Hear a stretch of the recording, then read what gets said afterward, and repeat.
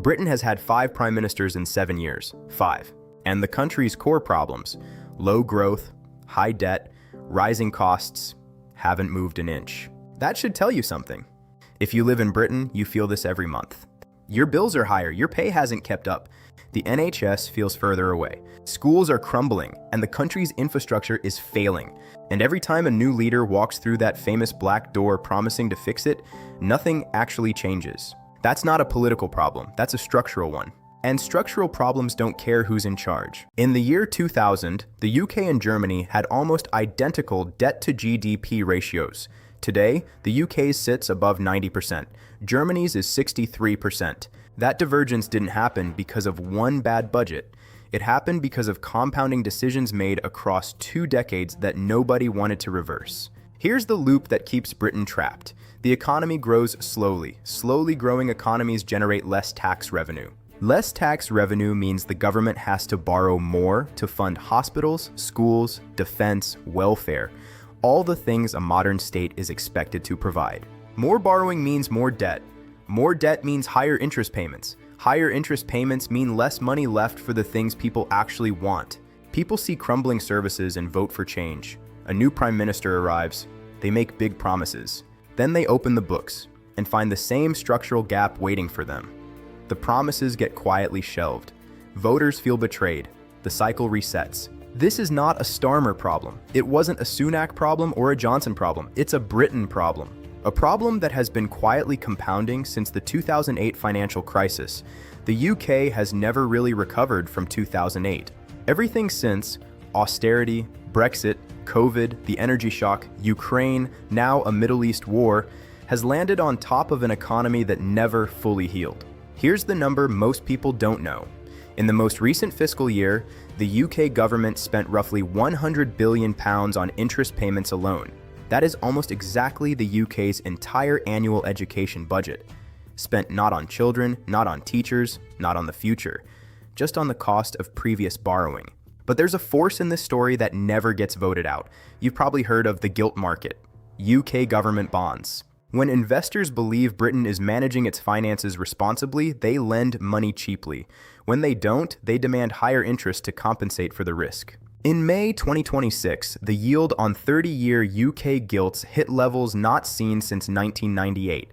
That is the bond market sending a signal. Keir Starmer walked into this in 2024, carrying one of the largest parliamentary majorities in modern British history.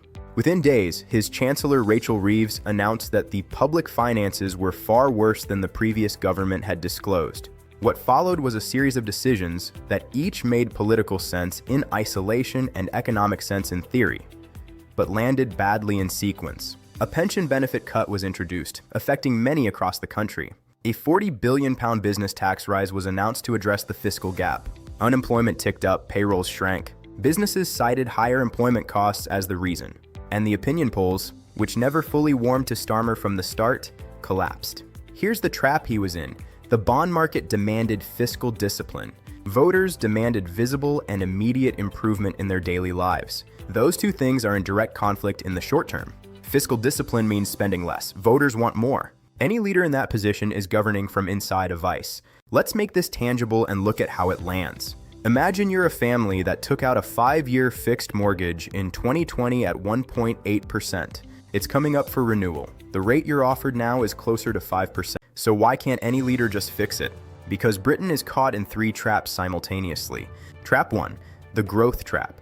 The UK has been a low-growth economy since 2008. Low growth means low tax receipts. Low tax receipts mean borrowing. Borrowing means debt. Debt means interest payments that crowd out investment. Less investment means lower growth. The loop feeds itself. Trap 2, the political trap. Taxes are already at the highest level since World War II. Cutting services to close the fiscal gap is politically toxic. Nobody wants to be the leader who guts the NHS or reduces pensions. Raising taxes further risks strangling the growth that's supposed to solve everything. Trap 3, the timing trap. Structural reforms take a decade to show results. British elections happen every 5 years. Voters expect visible change in 2. No reform cycle fits inside the political cycle. Every leader looks like they've failed because the clock ran out before the results arrived. Inside the Labour Party, a successor is already being groomed.